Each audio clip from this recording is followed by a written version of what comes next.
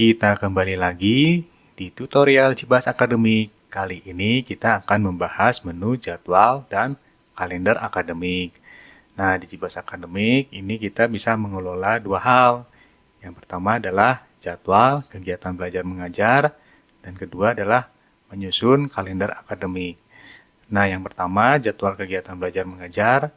Di sini Cibas Akademik dapat membantu staf akademik untuk menyusun jadwal mengajar guru.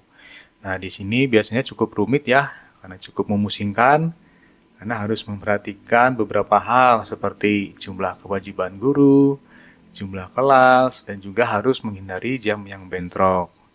Nah, di sini Cibas Akademik bisa membantu staf akademik untuk menyusun jadwal. Penyusunan jadwalnya nanti bisa berdasarkan per guru atau juga per kelas. Jadi ini bisa memudahkan dalam penyusunan jadwal. Nah, penyusunan jadwal juga bisa dibagi menjadi beberapa jenis. Misalnya ada jadwal KBM, jadwal ekstrakurikuler, ada juga jadwal jam tambahan. Nah, ini nanti bisa disusun sedemikian rupa dengan memperhatikan tadi kewajiban guru, terus menghindari yang bentrok dan jumlah kelas. Jadi tidak ada jam bentrok antara jadwal KBM dan jadwal ekstrakurikuler. Nah, hasil dari jadwal kegiatan belajar mengajar ini nanti berupa laporan rekapitulasi jumlah mengajar guru yang nanti biasanya menjadi dasar untuk perhitungan gaji dan pembayaran.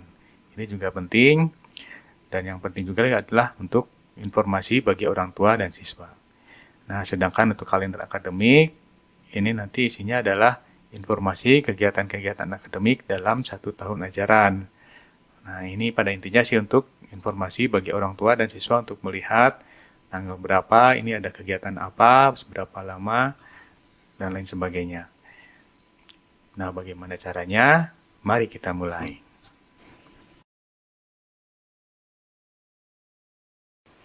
Untuk menyusun jadwal kegiatan belajar mengajar, berikut ini adalah alur yang harus kita lakukan. Pertama, kita tentukan dahulu informasi jam yang berlaku di sekolah. Kedua, kita menentukan jadwal atau jenis jadwal yang akan kita kelola. Dan yang ketiga, barulah kita dapat menyusun jadwal berdasarkan guru atau kelas. Nah, yang pertama untuk informasi jam, di sini kita harus mendefinisikan pembagian jam yang ada di sekolah. Misalnya jam ke-1 dari jam 7.30 sampai jam 9. Jam kedua dari jam 9.30 sampai jam 11. Nah, mengapa harus didefinisikan jam berikut? Karena untuk membantu pengecekan jam yang bentrok. Jadi, tidak ada guru yang sama mengajar di jam yang sama. Nah, yang kedua adalah kita harus menentukan jenis-jenis jadwal yang akan kita kelola. Contohnya di sini adalah jadwal KBM, jadwal ekstrakurikuler, dan jadwal tambahan. Nah, ini tergantung kebutuhan dan kebijaksanaan sekolah. Nah, setelah jenis jadwal, barulah kita dapat menyusun jadwal. Untuk penyusunan jadwal di sini bisa dilakukan dengan dua cara, yaitu jadwal berdasarkan guru atau juga berdasarkan kelas. Nanti akan kita bahas bagaimana cara. Nah, untuk melakukannya, kita kembali ke Cibas Akademik, lalu kita pilih menu jadwal dan kalender. Nah, di sini kita sudah bisa melihat alur untuk penyusunan jadwal. Pertama, kita harus menyusun dulu jadwal belajarnya. Lalu kita bisa memulai untuk penyusunan jadwal berdasarkan guru dan kelas, dan nanti akan melihat hasil rekapitulasinya sebagai di laporan ini. Nah, untuk penyusunan jadwal belajar, ini kita klik.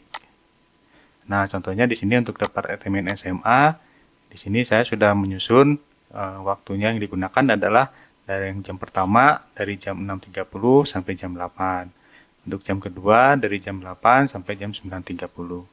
Nah, di sini kita bisa mengubah atau menambah apabila ada jam yang lain ya. Ini tinggal diklik aja tambah jam belajar. Nah, di sini kita bisa memasukkan untuk di jam 7 mulai dari jam berapa sampai jam berapa, lalu kita klik simpan. Nah, ini cukup mudah, nanti bisa dicoba sendiri. Nah, demikian untuk pengaturan jam belajar. Nah, berikutnya kita harus mendefinisikan jenis jadwal.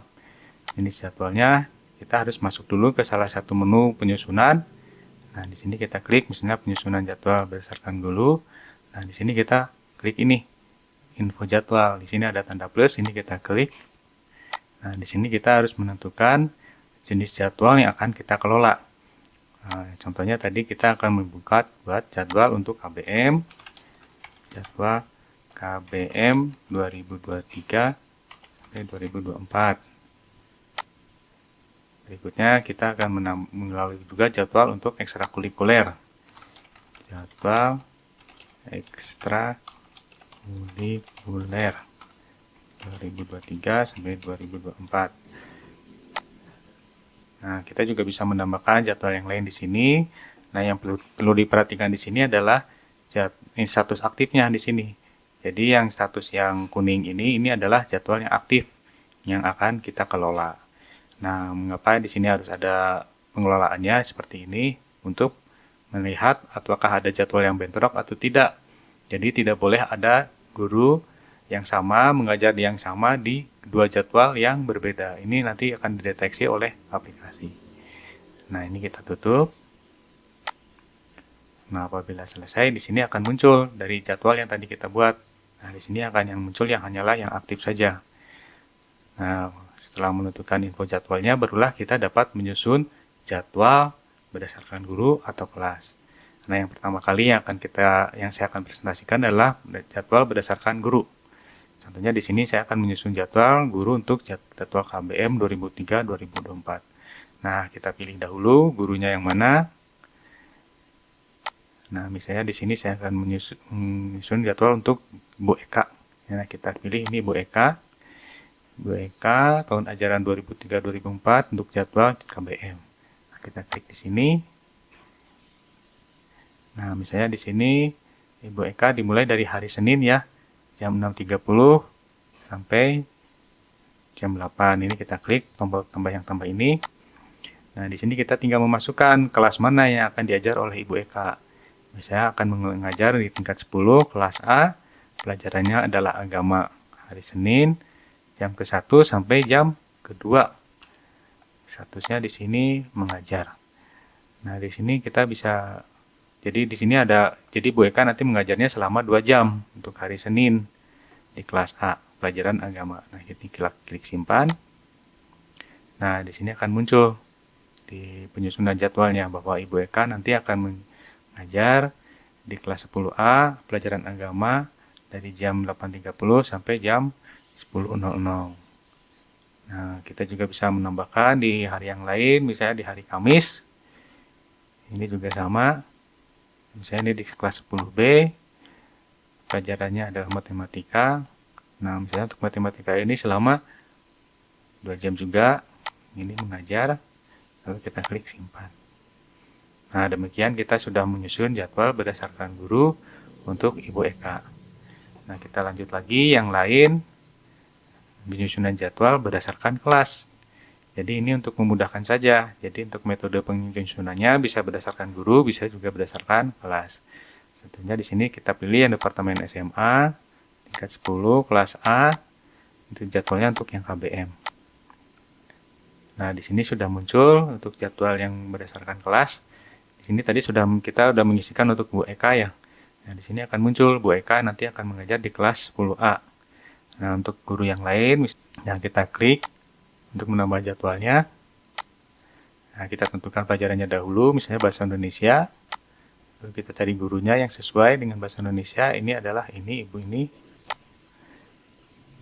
Nah, di hari Senin, dari jam ke-3 sampai jam ke-4. Statusnya mengajar. Nah, terus demikian untuk penyusunan yang jadwal yang lain juga di sini bisa. Ya, untuk pelajaran matematika. Nah, misalnya ini Ibu Pak Alvito dari jam ke-5 sampai jam ke-6. Nah, demikian untuk penyusunan jadwal berdasarkan kelas. Jadi untuk penyusunan jadwal di Jibas ini ada 2 cara, berdasarkan guru dan berdasarkan kelas. Nah, caranya ini sama ya, untuk membantu saja, untuk memudahkan. Jadi kalau misalnya nanti ada yang bentrok atau misalnya ada yang kelebihan jam, nanti bisa dilihat oleh staf akademik.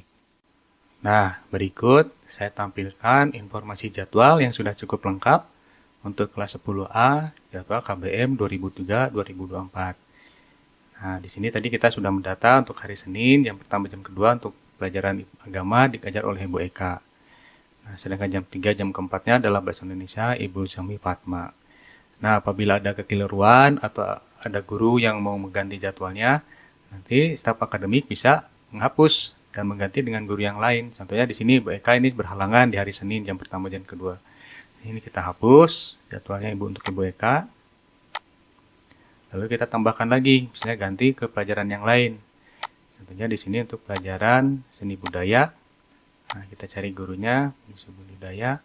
Nah, ini Ibu Nuri Cahyani, jam 1 sampai jam kedua. Lalu kita klik simpan. Nah, di sini kita sudah mengganti untuk jam pertama jam kedua kelas 10A dari Ibu Eka menjadi Bu Nuri Cahyani dengan mengajar seni dan budaya. Nah, berikutnya kita bisa melihat laporan rekapitulasi jam mengajar. Kita kembali lagi ke jam jadwal dan kalender, lalu kita pilih menu rekapitulasi jadwal setiap guru. Nah, di sini misalnya kita melihat jam untuk Departemen SMA tahun 2023-2004, jadwal KBM 2003-2004. Klik lihat. Nah, ini adalah informasi hasil dari rekapitulasi penyusunan jadwal yang telah kita lakukan. Jadi di sini Pak Alvito, ini jumlah mengajarnya 2 jam, jumlah harinya ada 2. Lalu Bu Dini, di sini jumlah mengajarnya ada 2, jumlah harinya ada 2. Jadi di sini staf akademik bisa melihat apakah jumlah kewajiban mengajar setiap guru ini sudah sesuai atau belum, sudah mencukupi atau belum. Apabila ada yang kurang, nanti bisa ditambahkan di penyusunan jadwal. Atau apabila ada yang berlebih, nanti bisa dikurangi. Nah, berdasarkan informasi ini juga nanti bisa dijadikan untuk dasar pembayaran atau penggajian yang biasanya diperlukan untuk staf keuangan. Nah, demikian untuk penyusunan jadwal kegiatan belajar mengajar di Cibas Akademik. Cukup mudah bukan?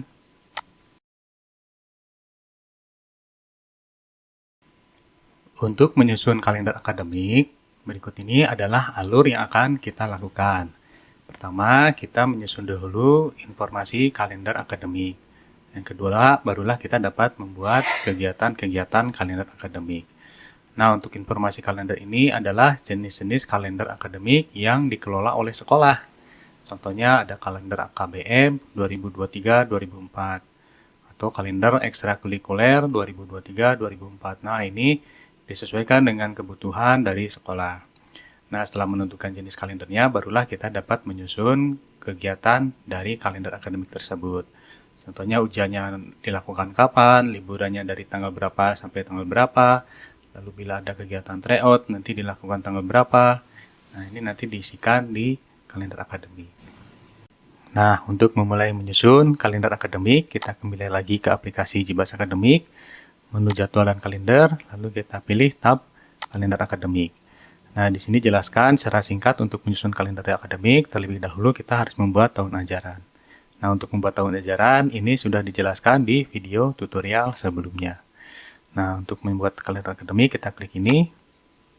Nah, contohnya di sini kita akan membuat kalender akademik untuk Departemen SMA, kalender untuk KBM 2023-2024. Nah, di sini kita bisa menambahkan kalender yang lain, tapi untuk sementara kita gunakan contoh yang ini saja. Lalu kita klik tambah lihat. Nah, di sini saya sudah membuat beberapa kegiatan untuk KBM 2023-2024. Contohnya di sini untuk liburan dari tanggal 30 Oktober sampai 5 Oktober.